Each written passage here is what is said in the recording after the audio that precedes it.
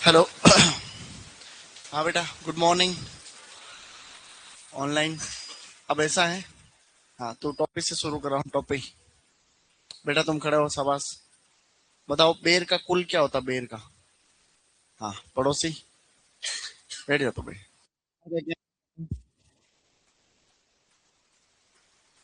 प्योनिका, हाँ बैठ जाओ। तुम बताओ, बेर का क्या नाम होता है? जिजिफस मोरिशियाना। बोर्ड क्यों नहीं चल रहा है? बैठ जा, बैठ जा।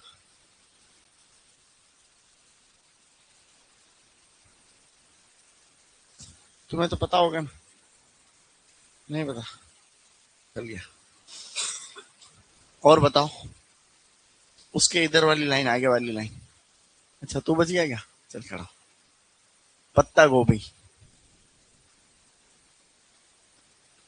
शाबाश। तेरे आगे वाले को टुकड़ा बेटा, हाँ। फूल गोभी, लेसिका ओलेरिशिया वैरायटी, बोट्राइटिस। तू बता रहा है या? तू बता ना, टमाटर का क्या नाम है? हाँ, तू बता ना, तू तेरे से पूछा। तुम्हारा एक तो दिमाग है नहीं, ये खड़ा इसी को पूछूंगा, तेरे को क्यों पूछूंगा? पीछे वाले को, जिसका नंबर आ गया उसको क्यों पूछ रहा हूँ मैं वापस? हाँ, लाइको पर्सिकॉन एस्कुलेंटम, क्या? एस्कुलेंटम, कल पढ़ गया ना? तुम बताओ,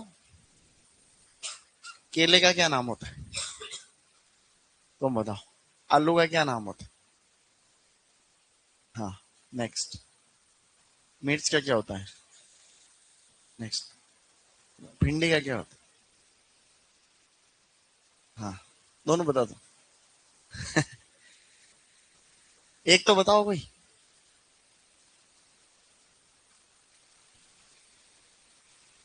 ऑनलाइन वालों से ही तो पूछ रहा हूँ, ऑनलाइन वाले कह रहे हैं मेरे से ही पूछो। ऑनलाइन वाले कह रहे हैं कि हमसे पूछो, तो जो भी यहाँ पूछ रहा हूँ वो ऑनलाइन से ही तो पूछ रहा हूँ। ये ऑफलाइन वाले तो यही बता रहे हैं बस। ये जो भी पूछ रहा हूँ ऑनलाइन वालों को भी कमेंट करना है इसमें, ठीक है? एक आधा गर्ल्स में पूछ लेते हैं, कौन बताएगा आज? आगे से चलो बताओ। तो मतलब पपीता का क्या नाम होता है? नेक्स्ट। पपीता का कुल। देसी पालक का क्या नाम होता है? Variety, benghalensis. नेक्स्ट।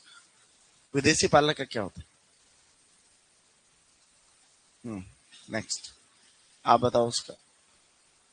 गाजर, डोकस केरोटा, क्या? मूली,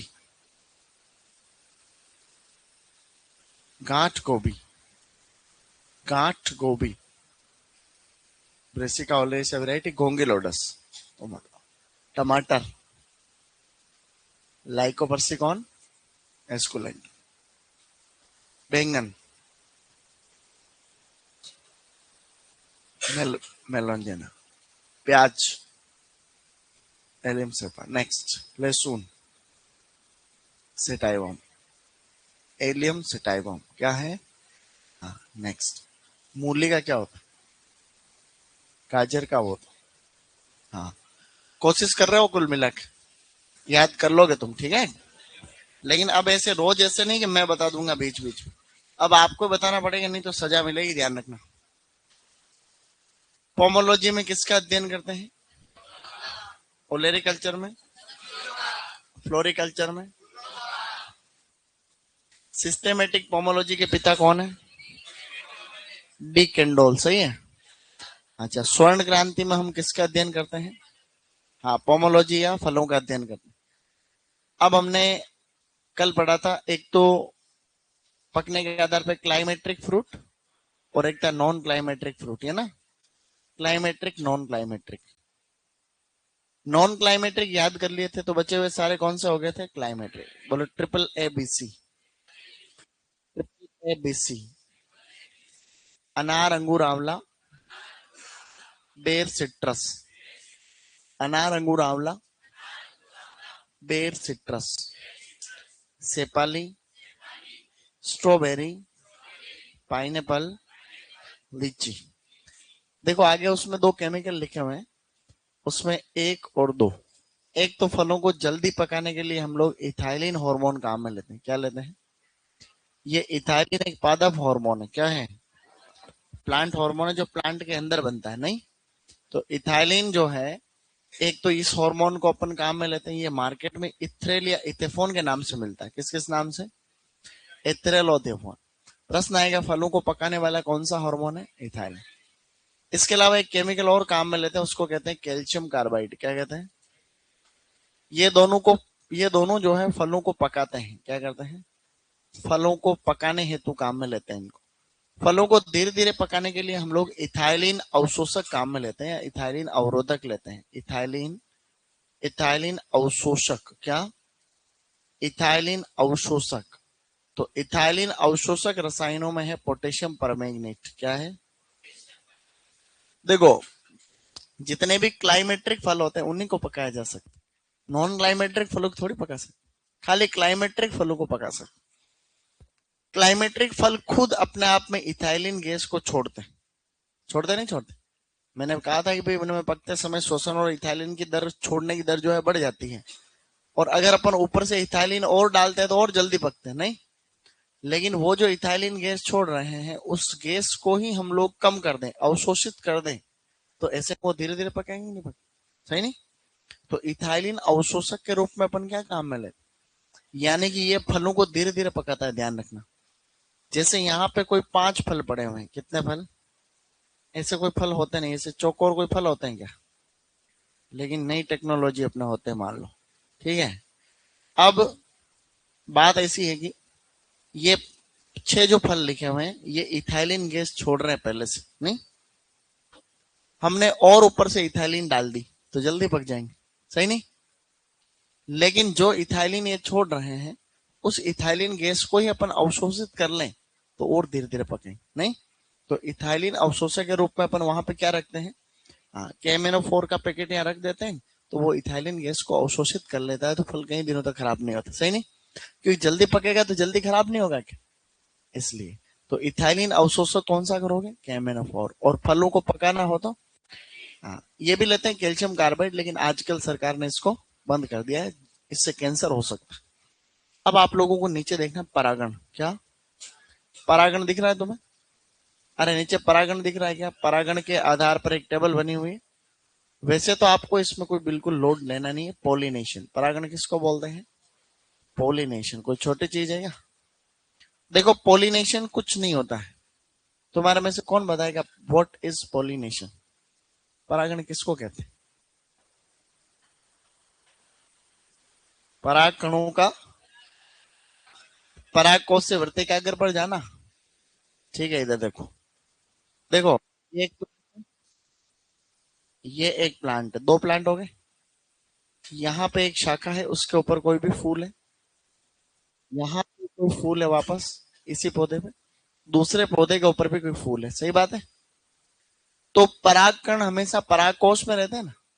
तो पराग कणों का परागकोश से निकल करके वर्तिकाग्र पर जाना, जो कि मादा भाग है। नहीं, वो वर्तिकाग्र उसी फूल में भी हो सकता है, उसी पौधे के किसी दूसरे फूल में हो सकता है, किसी दूसरे पौधे के किसी फूल में हो सकता है। नहीं भाई, परागकण निकलेंगे परागकोश से और मादा भाग में जाएंगे।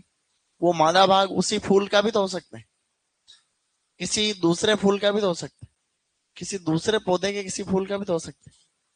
अगर एक ही फूल में परागण हो जाता है ना, एक ही फूल में, उसको कहते हैं ऑटोगेमी। क्या कहते हैं? याद नहीं रखना, खाली जनरल नॉलेज बता रहा हूं। बोलो ऑटोगेमी। अगर एक ही पौधे के 2 फूलों के बीच में होता है उसको क्या कहते हैं? बोलो। हाँ, गेटेनोगेमी। क्या कहते हैं?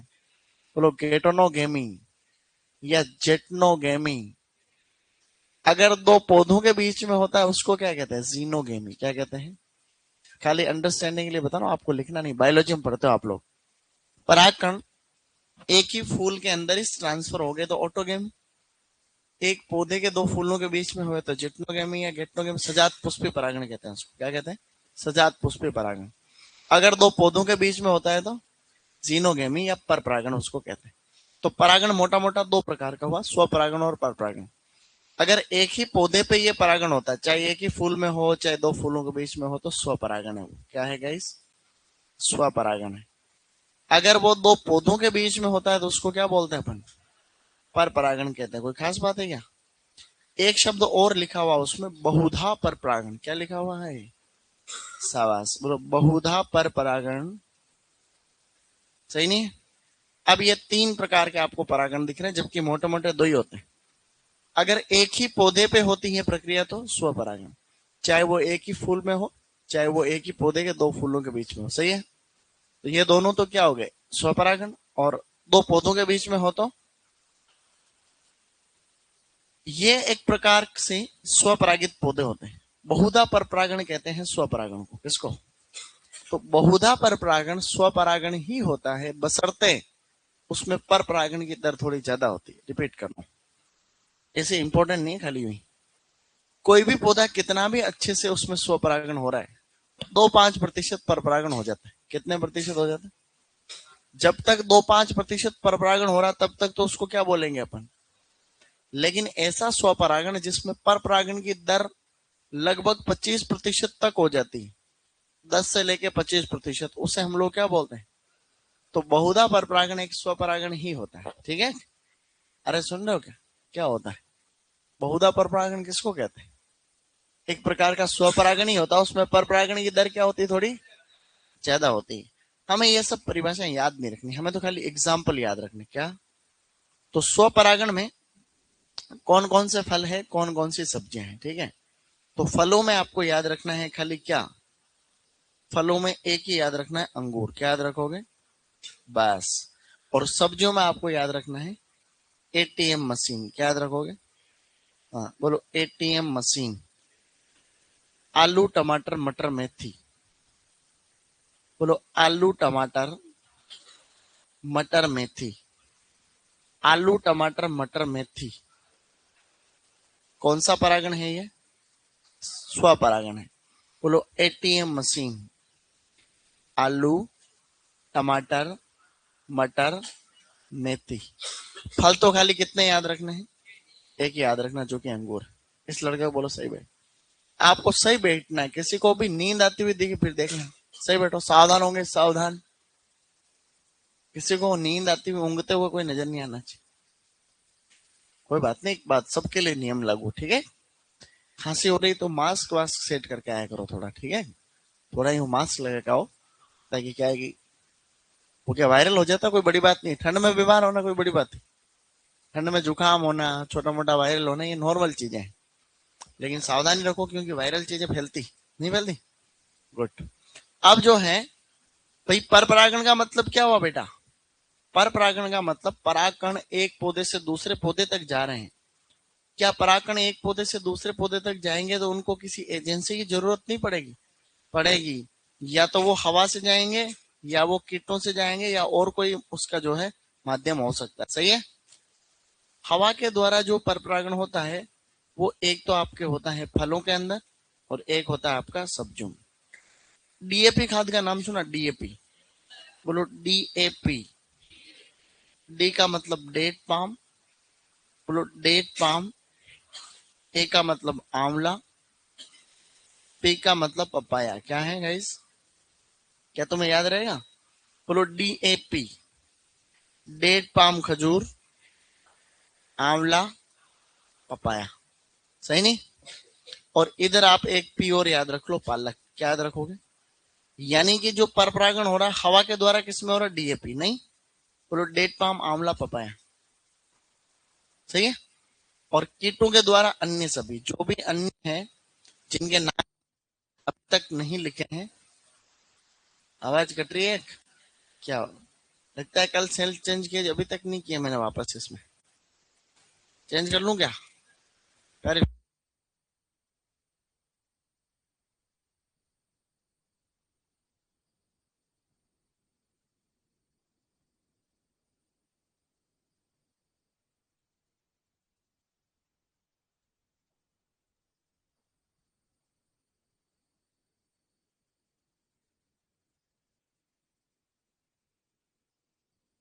हेलो। आ गया आवाज?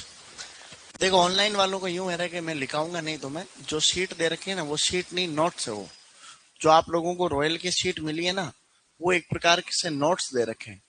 तो वो सेम है, इसीलिए तो मैं लिखा रहा हूँ। लिखा नहीं रहा हूँ मतलब, भाई वो सेम है तभी तो बता रहा हूँ। वो सेम नहीं होते तो लिखा देता, तुम्हें देते ही क्यों? वो सेम नहीं होता तो देते क्यों? सही नहीं? वो नोट्स क्या है? जो मैंने पिछले से पिछले साल लॉन्ग ईयर में पढ़ाया था उसी को टाइप करवा रखे हैं बेटा, समझो कोई चीज। इसलिए ऑनलाइन वालों को इस बार हमने टेंशन फ्री कर दिया, डायरेक्ट नोट्स दे दिए, टेंशन खत्म अब। ठीक है, टाइम कम था इसलिए, बाकी तो लिखवा देता मैं, सबको लिखाता हूँ, ऐसी बात नहीं। बोलो DAP, डेट पाम, आंवला, पपाया। और बाकी अन्य में किससे होता है? कीटों से होता है। बहुधा को इंग्लिश में कहते हैं ऑफन क्रॉस पोलिनेशन। क्या कहते हैं बेटा? हाँ बोलो, ऑफन क्रॉस पोलिनेशन। सही नहीं? ऑफन क्रॉस का मतलब हो जाता है, इसमें परपरागण हो जाता है तो स्वपरागण। क्या तुम ओबीसी कैटेगरी में आते हो क्या? क्या बात कर रहा हो? बोलो ओकरा भिंडी, ओकरा भिंडी, ब्रिंजल, बैंगन। ब्रिंजल किसको बोलते हैं रे? बैंगन को कहते हैं। बोलो चिली, मिर्च, ओबीसी। सही नहीं? एक और लिखा हो लीमा बीन, जो कि आपको याद नहीं रखना, लीमा बीन ऐसे है, लीमा बीन। बोलो ओबीसी, ओकरा, ब्रिंजल, चिली। ओबीसी वाले में ऑफन है, क्या है? ऑफन। वापस रिपीट कर रहा हूं, मेरे हिसाब से तुम्हें ये याद हो जाना चाहिए। स्वपरागण कौन से फल में होता है? सब्जियां बोलो ATM मशीन, आलू टमाटर मटर मेथी, आलू टमाटर मटर मेथी। पर परागण हवा से होता है DAP, किसमें है? बोलो डेट पाम, आंवला, पपाया। और सब्जियों में कौन सी है? हाँ, और अन्य में जैसे मैंने यहाँ पे नहीं लिखा आम, लिखा क्या कहीं? तो उसमें किससे होगा? अनार में किससे होगा? अमरूद में किससे होगा? सिट्रस में किससे होगा? कुल मिला के जो यहाँ नहीं लिखा वो सब कीटों में है। बहुधा परपरागण है OBC। क्या है गाइस? ओकरा, ब्रिंजल, चिली। अब नीचे कुछ शब्द लिखा हुआ है, चिल्ली है, चिल्ली, CHILI, चिल्ली यानी मिर्च नहीं। अब नीचे कुछ चार छोटे छोटे टर्म लिखे हुए दिख रहे हैं तुम्हें? उन चार टर्म के अंदर देखो बेटा क्या है, एक चीज ध्यान रखना। एक तो पक्षी होता है ना, पक्षी, पक्षी को बोलते बर्ड। क्या बोलते हैं? बर्ड। तो जितने भी बर्ड होते हैं उनसे अगर पोलिनेशन हो जाए तो वो किस किस में हो सकता है? एक तो उसमें आता है पाइनएप्पल। क्या आता है? एक तो पाइनएप्पल आता है, एक आता है उसमें केला। क्या? तो पक्षियों में भी एक पक्षी जो ज्यादा फेमस है उसको हमिंग बर्ड कहते हैं। क्या कहते हैं? एक लंबी चोंच वाली रंग बिरंगी छोटी सी चिड़िया होती है, उसको कहा जाता है हमिंग बर्ड। क्या कहते हैं? ये हमिंग बर्ड से या बर्ड से पोलिनेशन किस किस में होता है? पाइनएप्पल और बनाना के अंदर। सही है? एक प्रश्न आया था प्री पीजी के पेपर में थोड़े साल पहले कि निम्नलिखित में से किसमें पक्षियों से परागण होता है? तो पाइनएप्पल और बनाना। ठीक है। हम हाथ से परागण करते हैं किसमें? खजूर के अंदर, हस्त परागण, हैंड पोलिनेशन। क्या बोलते हैं इसको? किसमें करेंगे ये? खजूरे के अंदर करते हैं। खजूर में क्यों करते हैं बताओ, कोई बता सकता है? हाँ, खजूर में ऐसा क्यों करते हैं? नर और मादा अलग अलग पौधे पे होते हैं और उसमें नर पहले पक जाता है। अभी आगे बताता हूं मैं। ठीक है। तो प्रश्न आएगा कि हस्त परागण, मानव द्वारा परागण, हाथ से परागण किसमें करते हैं? तो हाँ, खजूरे में करते हैं। ठीक है बेटा, गुड। एक और नॉर्मल है बम्बल बी। क्या है? बम्बल बी कुछ नहीं है, मधुमक्खी होती, काले रंग का भौरा है ना, उस बम्बल बी से होता बैंगन में। किसमें होता है? तो बैंगन बम्बल बी। और एक उसके अंदर जो बचा है वो है आम। क्या है? घरेलू मक्खी। घर पे मक्खी नहीं उड़ती रहती क्या? अपने यहाँ जो मक्खियां होती हैं उनसे आम में परागण होता है। मस्का डोमेस्टिका कहते हैं उसको। क्या कहते हैं? देखो ज्यादा इसमें आपको याद नहीं, इन सब में से अगर एक ही चीज याद रखनी हो तो वो खजूर का हैंड पोलिनेशन। क्या याद रखोगे? हाँ, ये बड़े एग्जाम में आता है, प्री पीजी के अंदर आया हुआ क्वेश्चन है कि पक्षियों से किसमें होता है। क्या तुम याद रख लोगे? घरेलू मक्खी को हम लोग क्या बोलते हैं? हाँ बोलो, मस्का डोमेस्टिका। अब हाथ खड़ा करना, बीच में नहीं बोलेगा। सेब का वैज्ञानिक नाम क्या? Malus domestica. क्या? तो सेब को तो बोलते हैं मेलस डोमेस्टिका, घरेलू मक्खी को क्या बोलते हैं? मस्का डोमेस्टिका। ओके। अब नीचे कुछ टर्मिनोलॉजी दे रखी है, वो तुम्हारे जनरल नॉलेज के लिए। नीचे कुछ टर्म्स दे रखे हैं, वो आपके बायो में आते हैं, हॉर्टिकल्चर में नहीं आते हैं। नीचे कुछ दे रखे हैं और सब, जैसे पक्षी विज्ञान को बोलते हैं ऑर्निथोलॉजी, क्या कहते हैं? और पक्षियों के जानकार आदमी को बोलते हैं ऑर्निथोलॉजिस्ट, क्या? तो अगर किसी पौधे में, जैसे माना कि पाइनएप्पल में पक्षी से परागण हो रहा था, पाइनएप्पल को बोलेंगे ऑर्निथोफिलस प्लांट, क्या कहेंगे? हाँ। और पक्षियों के द्वारा होने वाली प्रक्रिया को बोलेंगे ऑर्निथोफिली, क्या कहेंगे? हाँ। कीट विज्ञान को कहते हैं एंटोमोलॉजी, और कीट विज्ञान के जानकार को बोलते हैं एंटोमोलॉजिस्ट, क्या कहते हैं? हाँ। और कोई पक्षी कोई है, जैसे जैसे ये कीट है, घरेलू मक्खी कीट तो है, तो इस घरेलू मक्खी से हो रहा है, तो घरेलू मक्खी, इसको हम लोग बोलेंगे एंटोमोफिली, क्या कहेंगे? तो ये कुछ शब्द है वो तुम्हारे लिए जनरल नॉलेज के लिए। अब नेक्स्ट देखो आगे, फूलों का प्रकार, क्या तुम्हें दिख रहा है? देखो फूलों का प्रकार इंपॉर्टेंट होता है यहां से, ठीक है ना, आपको याद रखना पड़ेगा, मैं अभी बता दूंगा क्या सिस्टम, ठीक है बेटा? फूलों के प्रकार में या फूलों के प्रकार के आधार पर किस तरीके से प्लांट्स का क्लासिफिकेशन है, वो आप लोगों को ध्यान रखना चाहिए। देखो एक प्लांट है, यहाँ पे एक प्लांट है, दिख रहा है तुम्हें? एक का मतलब होता है मोनो, क्या होता है? मोनो।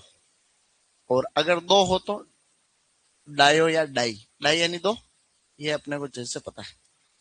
अगर एक ही पौधा है और उस एक ही पौधे के ऊपर नर भी है और मादा फूल भी है, दोनों है, अगर एक ही पौधे पे नर फूल भी है और मादा फूल भी है, ऐसे पौधे को कहते हैं मोनोसियस प्लांट, क्या बोलते हैं? मोनोसियस। मोनो यानी एक, याद रखना, ठीक है? हिंदी याद मत रखना, हिंदी में आप लोगों को थोड़ा ज्यादा मेहनत करनी पड़ेगी, उल्टा पड़ेगा। मोनोसियस को बोलते हैं द्विलिंगाश्रयी, क्या कहते हैं? जब मोनो का मतलब एक होता है तो द्विलिंगाश्रयी क्यों है? तो इसमें क्या है, हाँ, तो उसमें यह है कि मोनो यानी एक प्लांट से है, क्या है? एक ही प्लांट। और द्विलिंगाश्रय का मतलब ऐसा पौधा जिसने दोनों लिंग को आश्रय दे रखा है, द्विलिंगाश्रय, द्विलिंग धन आश्रय, दीर्घ संधि, पता तुम्हें? तो कहने का मतलब खाली यही याद रखो, मोनोसियस, क्या याद रखोगे? मोनोसियस, एक ही पौधे पे नर मादा दोनों है। डायोसियस का मतलब क्या हुआ? नर और मादा अलग अलग पौधे पे है, डायोसियस, दो पौधे। तो डायोसियस में दो पौधे हैं, एक के ऊपर क्या है? नर, और दूसरे के ऊपर क्या है? मादा है, सही नहीं? ऐसा अपने को याद रखना पड़ेगा कि नर और मादा का अलग अलग पौधे पे पाया जाना क्या कहलाता है? डायोसी कंडीशन कहलाता है, पौधे को डायोसिस कहते हैं। और एक ही पौधे पे हो तो उसको क्या बोलते हैं अपन? मोनोसियस कहते हैं। ऐसा अपने को रखना है ध्यान, ओके बेटा? तुम कोई छोटी चीज हो क्या? गुड। यहाँ पे एक सब्जी आती है, उसको बोलते हैं कसावा, क्या बोलते हैं? हाँ बोलो कसावा, बोले तो टेपियोका, कसावा टेपियोका। कुकुरबिटेसी कुल की सब्जियां, कुकुरबिट्स, कुकुरबिटेसी कुल की सब्जियों को क्या बोलते हैं? कुकुरबिट्स कहते हैं। इसके अलावा आपको याद रखना, बोलो आंवला, कोकोनट, नारियल। क्या ये सारे याद रखने ही पड़ते हैं क्या? नहीं, नहीं याद रखने पड़ते। खाली कुकुरबिट तो कम से कम याद रखो। कुकुरबिट्स कैसे होते हैं? मोनोसियस होते हैं, और क्या? कसावा एक जड़ वाली सब्जी होती है, इससे साबूदाने बनते हैं, क्या बनते हैं? साबूदाने खाए तुमने? तो साबूदाने कौन से प्लांट से बनते हैं? कसावा से बनते हैं। कसावा को बोलते हैं मनी होट एस्कुलेंटा, क्या कहते हैं? तो आपको मोनोसियस के उदाहरण में खाली एक दो याद रखने होते, एक तो कसावा याद रख लो, एक कुकुरबिट याद रख लो, बाकी कोई ज्यादा खास नहीं। आंवला नारियल थोड़ा थोड़ा याद रख लेना, नहीं? अरे सही नहीं क्या? हाँ, कोई ज्यादा बड़ी बात नहीं। डन। बोलो मोनोसियस, नर मादा का एक ही पौधे पे पाया जाना। कसावा, जिससे क्या बनता है? कुकुरबिट्स, आंवला, नारियल। डायोसियस, नर और मादा का अलग अलग पौधे पर पाया जाना क्या कहलाता है? हाँ, इसका उदाहरण एक तो होता है खजूर, और एक पपीता की जितनी भी पुरानी किस्में, सारी पपीता की पुरानी किस्में इसमें आ जाती। बोलो परवल, टिंडोरी, परवल टिंडोरी, ये मेन है। इसके अलावा पालक भी हो सकता है, जो मेन मेन है वो आपको कम से कम याद रखने पड़ेंगे। बोलो खजूर, पपीता, परवल और परवल टिंडोरी तो जानते हो ना, सब्जियां होती है, जानते हो? नहीं जानते हो? परवल तो होती थोड़ी बड़ी, टिंडोरी होती नानिक टिंडोरी, नहीं कहते नानिक टिंडोरी? कहते हैं नहीं कहते? कोई ज्यादा बोलता है नहीं कहते नानी की टिंडोरी होशियारी कर रही क्या? जैसे कोई आदमी ज्यादा बोलता है, गाँव में नहीं कहते? तुम्हारे गाँव में नहीं कहते? हमारे गाँव में कहते हैं टिंडोरी होती है तो कोई छोटा आदमी बड़े के सामने ज्यादा होशियारी करते हैं, नानी की टिंडोरी मेरे को ज्ञान दे रही है। तो नानी की टिंडोरी मतलब टिंडोरी। फोटो देखना है क्या तुम्हें? ओके, देखो परवल बता रहा हूं पहले क्या, उसको कहते हैं पॉइंटेड गॉड। आवाज नहीं आएगी। परवल को बोलते हैं पॉइंटेड गॉड। ये पॉइंटेड गॉड है, काचरी नहीं है। इसको ढंग से देखो पहले। अरे चुप रहो, सुनो मेरी बात। काचरी अलग होती है, ये काचरी नहीं है। काचरी अलग, ये अब देखो इसको। तो तुरई नहीं है रे कबूतर, टिंडोरी है ये परवल है। क्या है ये परवल दिख रहा है तुम्हें या नहीं? ये परवल है जो दिखा रहा हूं, वही देखो खाली परवल। ये क्या है? अब इससे छोटे होते हैं ना, उसको कहते हैं टिंडोरी। टिंडोरी को बोलते हैं अपन लिटिल गॉड। लिटिल यानी छोटे होते हैं ना, या उसको आईवी गॉड भी कहते हैं। Ivy gourd, ivy gourd. How ivy gourd? ये छोटे वाले, वो नहीं, ये थोड़ी छोटे वाली। ये खीरा है। तुम लोग कहाँ कहाँ से उठ के आए हो रहे? ये क्या? ये टिंडोरिन पहले वाली क्या थी? परवल थी। इसमें कई बातें और होती। कुकुर बेटे से कुल पढ़ेंगे तब बताऊंगा तुम्हें। तुम जो सोच रहे हो ना, वो स्नेप गार्ड वाला ग्रुप है। कौन सा? स्नेप मेलन आता है, स्नेप। वो जो तुम कह रहे हो उसको स्नेप मेलन वाला ग्रुप कहते हैं। पूरा ग्रुप है स्नेप मेलन्स। ये पूरा स्नेप मेलन जो गाँव में नहीं तो काकड़ी काचरे काचरी सब, वो सब उसमें है। उसको स्नेप मेलन कहते हैं। क्या? वो स्नेप मेलन वाला अलग अलग ग्रुप है। ऐसे ऐसे कई सारी और होती है, वो मैं कुकुर बीट में बताऊंगा। अभी तो क्यों बताऊं? नहीं, अभी तो बहुत अनसेंट होते हैं कुकुर बीट्स। हाँ, कुंदरू भी कहते हैं उसको, टिंडोरी। तो कभी प्रश्न आ जाए कि सबसे बड़ा ग्रुप कौन सा सब्जियों का, तो कुकुर बीट्स। क्या? कुकुर बिटेसी कुल में आते हैं ये सब। एक ही पौधे पे नर मादा का पाया जाना क्या कहलाता है? मोनोसियस। नर मादा का अलग अलग पौधे पे पाया जाना, जैसे कि खजूर, पपीता और परवल। अब मैं दो शब्द एक्स्ट्रा बता रहा हूं, ध्यान से सुन लेना चुपचाप, इधर समझ में कम आएगा तुम्हारे। एक तो है एंड्रोमोनोसियस। क्या लिखा हुआ मैंने? हाँ बोलो, एंड्रोमोनोसियस एंड गाइनोडायोसियस। उसमें ये दो ही लिखे हुए, थोड़ा एक्स्ट्रा है, ज्यादा लोड मत लेना। गाइनोडायोसियस, गाइनोडायोसियस। देखो जब भी ऐसा कोई बड़ा शब्द कभी तुम्हारे देखने में आ जाएगा ना, ऐसा कभी बड़ा शब्द तुमने देखा, तुम कंफ्यूज हो रहे हो यार इसका मतलब ही नहीं पता है, तो आपको दो तीन चीजें याद रखनी। नर को हम लोग बोलते हैं एंड्रोशियम। क्या बोलते हैं? मादा को बोलते हैं गाइनोशियम। कहते नहीं कहते? नर को क्या बोलते हैं? एंड्रोशियम। मादा को? तो एंड्रो यानी क्या? नर। गायनो यानी क्या? तो एंड्रो यानी नर, गायनो यानी मादा। मोनोसियस यानी एक ही पौधा, डायोसिस यानी दो पौधे। यही तो था। मोनोसियस यानी चश्मा तो पीछे पीछे। मोनोसियस का मतलब क्या? एक पौधा। डायोसिस का मतलब एंड्रो यानी नर, गायनो यानी। और तीसरी स्थिति यह है कि द्विलिंगी फूल तो हो गई होगा। क्या याद रखना? द्विलिंगी फूल तो हो गई होगा। तो मैंने ये जो बड़ा शब्द देखा, इसमें मोनोसियस देखते ही मैंने क्या बना दिया? एक पौधा। डायोसिस देखते ही मैंने क्या बना दिया? दो पौधे बना दिए। ठीक है। अब एंड्रो देखते ही क्या? नर। एंड्रो देखते ही ये हो गया नर, और द्विलिंगी तो हो गई होगा, बोला ना अभी मैंने। ये द्विलिंगी फूल हो गया दूसरे वाला। यानी एक ही पौधे पे नर और द्विलिंगी दोनों ही हो, ऐसी स्थिति क्या कहलाती है? एंड्रोमोनोसिस। डायोसिस यानी दो पौधे बना दिए। गायनो यानी क्या होता है? मादा होता है। तो एक पौधे के ऊपर तो क्या होगा?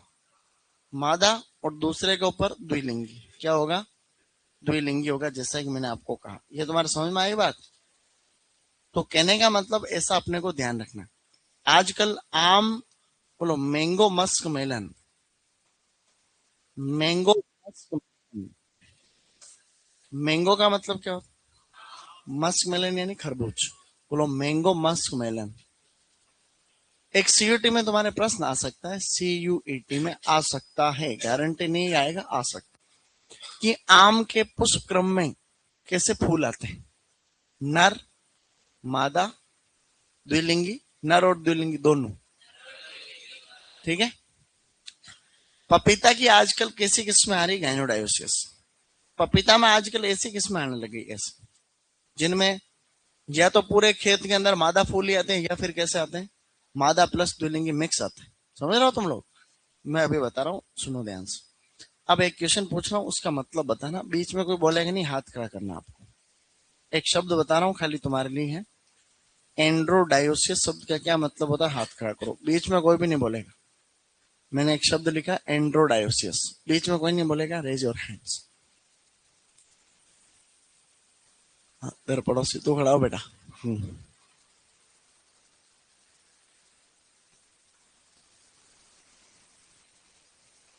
अलग अलग पौधे पर नर और मादा का पाया जाना। बैठ जा, बैठ जा, अच्छी कोशिश की। और कौन बता रहा है? हाँ, आगे वाला बता तो। हाँ, शाबाश। तो कहने का मतलब यूं है कि एंड्रोडायोसिस का मतलब क्या? डायोसिस यानी दो पौधे, एंड्रो का मतलब क्या? नर। तो एक पौधे पे क्या हो जाएगा? नर, और दूसरे पे क्या हो जाएगा? मैंने कहा ना, द्विलिंगी तो हो गई होगा। अब इसी का मैं एक शब्द और लिखूं जनरल नॉलेज के लिए, इंपॉर्टेंट नहीं है ना। एक है गाइनोमोनोसिस। क्या लिखा मैंने? हाथ खड़ा करो, देगा गाइनोमोनोसियस का क्या मतलब होता है, बीच में कोई नहीं बोलेगा। गाइनोमोनोसियस। हाँ, तुम बताओ। हाँ, नहीं तेरे से आगे, इस लड़के को पूछ रहा हूँ। हाँ हाँ हाँ, नहीं, तुमसे पीछे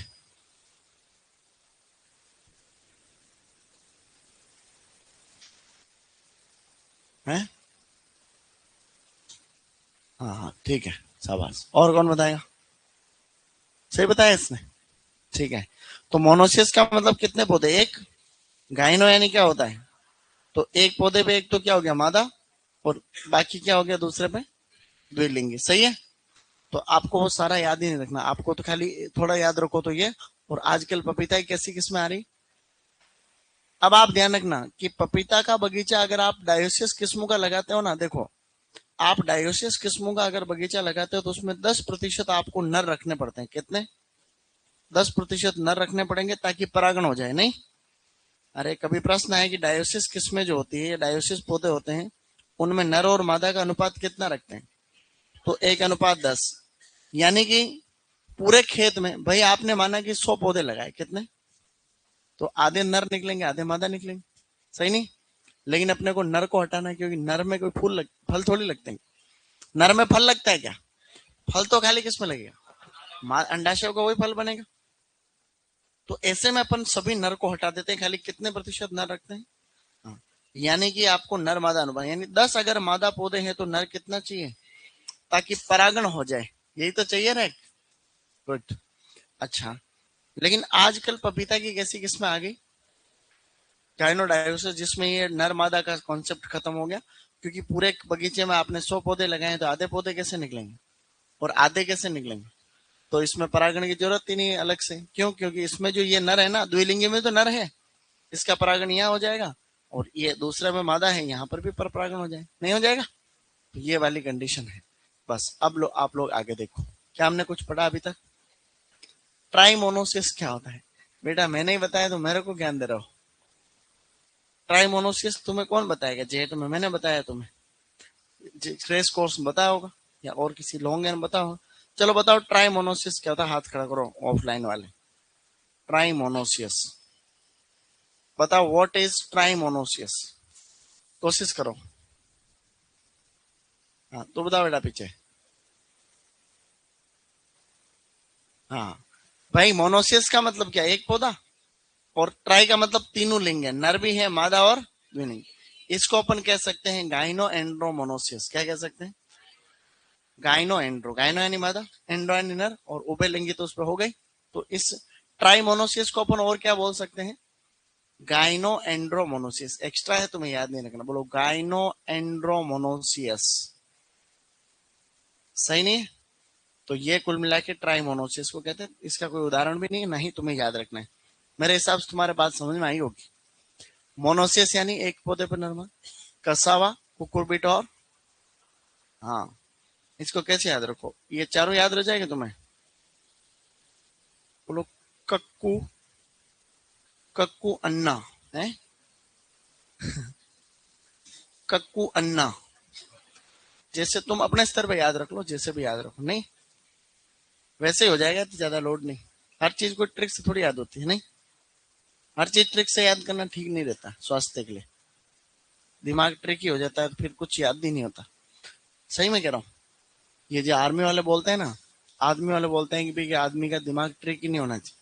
हर चीज अगर आपने ट्रिक से याद करना चालू कर दी तो बाद में आपका दिमाग कोई सही चीज को पकड़ता ही नहीं, हर जगह ट्रिक ढूंढता फिर, नहीं हर चीज में यूं ट्रिक ट्रिक से याद कर लूं, ट्रिक से याद कर लूं, तो फिर केमिस्ट्री में इनमें कहां से ट्रिक लाओ। उसी का मेंटल एबिलिटी जो होती है वो खत्म हो जाती है। इसलिए आपको ट्रिक कब बनानी है, जब ज्यादातर कहीं कंफ्यूजन हो रहा है ऐसे। बाकी कोशिश कर लो, आप बना रहे हो बना लो भले, लेकिन बिना ट्रिक के भी याद करने की कोशिश करो। सही नहीं, गुड, अच्छा कर रहे हो तुम, कोई दिक्कत नहीं। अब अगला टॉपिक है खाने योग्य भाग। क्या है बेटा, एक टॉपिक है अगला, खाने योग्य भाग। देखो खाने योग्य भाग में दो तीन बातें आप लोगों को ध्यान रखनी, ज्यादा लोड नहीं लेना बिल्कुल भी। क्या तुम लोड ले रहे हो क्या, चीजें समझ में आ रही है? वाह भाई, और क्या चाहिए, यही तो है। देखो ये एक फूल है, ये एक फूल का कोई मादा भाग है, ठीक है, भाई मादा भाग से ही तो फल बनेगा। वह भाग जिस पे फल लगा रहता है वो है आपका थैलेमस। क्या है, थैलेमस। ये अंडाशय था, उसके बीच में ये अंदर क्या है, ओव्यूल है। क्या है ये, बीजांड बोलते हैं, नहीं ऐसा। और यहाँ पे अपने एक अच्छा खासा फल बना रहे हैं, कोई भी बताओ ये कौन सा फल, ये आम है, ये आम नहीं है। तो अब यूं है कि ये अंडाशय है, अंडाशय आगे चल करके बन गया फल, ये अंदर बीज है इसका। क्या है गाइस, ये अंदर है सीड। अभी मैं बता रहा हूं। तो जो अंडाशय होता है वो आगे डेवलप होके क्या बन जाता है, फल बन जाता है। इस फल को बोलते हैं अपन पेरिकार्प। क्या बोलते हैं, हाँ। और ये अंदर जो बीजांड है ये आगे चल के क्या बन जाता है, बीज बन जाता है। तो बीजांड आगे चल करके बन जाता है बीज। क्या तुम समझे? तो फल में दो ही भाग है, कोई भी फल है उसमें एक तो बीज है और एक पेरिकार्प, ये तो है। बीज है पेरिकार्प, बीज किससे बना, बीजांड से। और पूरा बाहर का पेरिकार्प किससे बना, अंडाशय से। ये यही चीज तो उधर ले गया मैं भाई, इसी को तो उधर लेके चले गए। तो ये अंडाशय था जो फल है, और अंदर का बीजांड था वो क्या है, बीज। ये थैलेमस क्या है, जिस भाग पे फल लगा रहता है उसको थैलेमस कहते हैं, ठीक है। ये अभी इतना याद रखो। इसके अलावा देखो, अब ये जो पेरिकार्प होता है ना, पेरिकार्प, अरे भाई ये पूरा क्या है, पेरिकार्प सबसे बाहर वाली परत को इपिकार्प कहते हैं। क्या कहते हैं, इपिकार्प कहते हैं। बीच वाली परत को मीजोकार्प कहते हैं। क्या कहते हैं, मीजोकार्प कहते हैं। और जो अंदर बीज के चारों तरफ वाली जो परत होती है उसको कहते हैं एंडोकार्प। क्या बोलते हैं, एंडोकार्प कहते हैं, एंडोकार्प। क्या तुम समझे? इन तीनों को मिलाएंगे तो क्या हो जाएगा, पेरिकार्प। भाई इन तीनों को मिला के ही तो पेरिकार्प करें। ये पेरिकार्प सब में होता है, फल में, सब्जियों में, आपके गेहूं में, सब में। लेकिन खाद्यान्न फसलें जैसे होती है ना, गेहूं वगैरह, ये मक्का गेहूं, इनमें ये पूरा पेरिकार्प चिपका सा रहता है। इसमें अलग अलग परतें नहीं होती, पूरा पेरिकार्प चिपका रहता है। लेकिन फल सब्जियों में तो चिपका नहीं रहता। फल सब्जियों में अपन पेरिकार्प को अलग अलग परतों में बांट सकते हैं। कौन कौन सी, इपिकार्प, मेजोकार्प एंड एंडो। समझ गए तुम लोग? वापस, अब आप किसी भी फल का, जैसे आम है, तो क्या तुम आम का छिलका खाते हो, यानी कि इपिकार्प नहीं खाते? क्या तुम उसकी गुठली खाते हो, तो एंडोकार्प भी नहीं खाते? तो क्या खाते हैं फिर? इस तरीके से आपको ध्यान रखना। तो वैज्ञानिक रूप से कोई चीज खाने योग्य है उसकी बात करेंगे। तुम तो कुछ छिलका भी खा जाते हो, तुम आम खा रहे हो, तुम तो छिलके खा जाते हो, तो छिलका खाने योग्य थोड़ी हुआ। साइंटिफिकली क्या है, गुड, कुछ छोटी चीज हो क्या तुम, इसको उतारना है, इसको उतारना आपको छोटा सा ऊपर कहीं भी साइड में कोने में, ताकि आपको पता रहे कि सिस्टम क्या है, ठीक है। कभी कभी यहाँ फूल के यहाँ एक स्ट्रक्चर होती है उसको ब्रेक्ट कहते हैं, ब्रेक्ट। कभी कभी दलपुंज और बाह्य दलपुंज दोनों मिले हुए रहते हैं, उसको कहते हैं पेरियंथ। पेरियंथ आगे बताऊंगा, अभी आपको जो जितना बताया है वो वही लिखना आप। क्या हमने कुछ पढ़ा? ऑनलाइन वालों को कोई दिक्कत आ रही क्या बेटा? आवाज नहीं सुनाई दे रही है? क्या आवाज सुनाई दे रही है? नोट्स अपलोड हो गए होंगे, नहीं तो अभी मैं मैसेज कर रहा हूँ वापस, क्यों नहीं किए?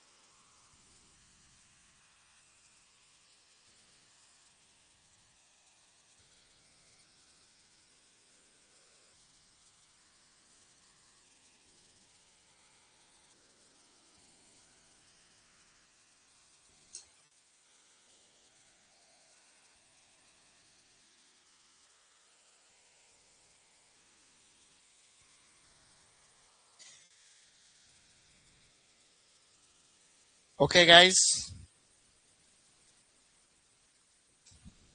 सुबह पहली क्लास में थोड़ी सुस्ती जरूर रहती है, फिर उठ जाती है। एक क्लास में तो आप रहती है। मैंने ऐसे ऐसे बेच लेके देख लिए जो बिल्कुल मस्त बेच थे। तुम भी मस्त हो गए, खैर ऐसी बात नहीं है। जैसे रघुनाथपुरा RG1, तो RG1 वालों की हम खूब बड़ाई करते हैं। तो मेरी क्लास 7 बजे लगने लग गई उसमें। तो मैं 7 बजे गया तो अब आधी जनता सोती रहती, तो इसमें थोड़ी थोड़ी रहती है उसमें, तो घबराने की जरूरत नहीं, ठीक है। हाँ, तुम कर लोगे, अच्छा कोई दिक्कत नहीं घबराने जैसा। बस घर पे जब नींद उड़े तब पढ़ते रहो, नींद आते रहे तब तो सो जाओ, और जब नींद उड़े तब पढ़ते रहो, नहीं तो भी काफी हो जाएगा। उड़ती नहीं है नींद। अब नींद उड़ती नहीं है तो उसका तो क्या ही तोड़ है, बताओ। तुम्हें आती नहीं? अरे तो नींद आना एक अच्छी चीज होती है कभी भी। कई लोगों की नींद उड़ी रहती है जिंदगी में। तुम्हें नींद आती है इसका मतलब तुम्हारा शरीर स्वस्थ ही हो।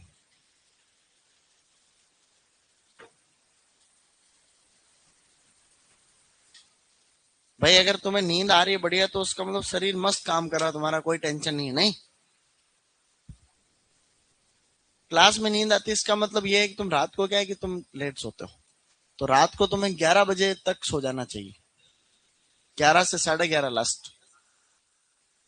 हाँ, 10 बजे सो जाते हैं उसको, अगर फिर भी यहाँ नींद आ रही तो उसको कोई ना कोई बीमारी, उसके लिए मैं एक चूरन लिख दूं। सही नहीं? भाई कोई 10 बजे सो रहा है फिर भी उसको नींद आ रही है सुबह, तो फिर तो वो तो अच्छी बात नहीं। इसलिए आप लोगों को 11:30 तक सो जाना चाहिए मेरे हिसाब से। कौन कौन सो जाता है 11:30 तक? तो बहुत बढ़िया है। जो नहीं सोता है फिर वो क्लास में सोता है। तो इसलिए रात को ऐसा मत करो कि तुम 11:30 से बाद में पढ़ोगे, वो तुम्हारे अच्छे नंबर आ जाएंगे, कुछ नहीं आएंगे उससे। हम्म। तुम 11:30 से बाद में पढ़ते हो, तो उसके कई लोग पढ़ते हैं, तो उसके बाद में को नींद रहती है, वैसे तो याद नहीं होता ज्यादा कुछ। अब उस समय, अब तुम उस समय याद करने की कोशिश करते हो, क्लास में सो जाते हो, हिसाब तो बराबर हो जाता है ना। तो क्लास में आपको जगना ज्यादा जरूरी, सही नहीं? ठीक है, डन। किसके छूट रहा? तो हमने कुछ पढ़ा अभी तक? तो इसके अकॉर्डिंग नीचे खाने योग्य भाग दे रखे हैं। ये भी आपको रीडिंग मार के आने, कल कल मैं 2-3 इनमें से इंपॉर्टेंट बता दूंगा, मेन मेन। अब जैसे माना कि सेब है, सेब के अंदर क्या होता पता? सेब के अंदर क्या होता है, ये जो थैलेमस नहीं है, ये फल बना देता है। तो जैसे ही परागण होता है तो ये थैलेमस बढ़ना चालू होता है, अंडा से तो बीच में रह जाता है, और पूरा पूरा फल बन जाता है। एक चीज और लास्ट बता रहा हूं, जितने भी फल अंडाशय से बन जाते हैं उनको सच्चे या सत्य फल कहते हैं। क्या कहते हैं? True fruit. क्या कहते हैं?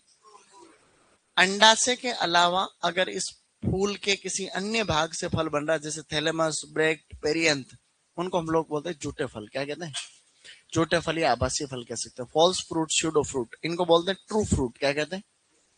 तो अंडाशय से फल का निर्माण सत्य फल, अंडाशय के अलावा फूल के अन्य भाग से फल का निर्माण आभासी फल या झूठा फल कहलाता है। प्रश्न आएगा निम्नलिखित में से कौन सा आपका झूठा फल का उदाहरण है, आगे पढ़ेंगे वैसे। तो सेब, नाशपाती। सेब और नाशपाती किससे बनते हैं? थैलेमस से बनते हैं। पाइनएप्पल किससे बनता है? पेरियंथ और ब्रेक्ट से। किससे बनता है? पेरियंत और ब्रेड से बनता है। बाकी सभी फल किससे बनते हैं? अंडाशय से बनते हैं। ठीक है, तो ये बात थी। क्या हमने कुछ पढ़ा आज? बोलो एटीएम मशीन। आलू टमाटर मटर मेथी।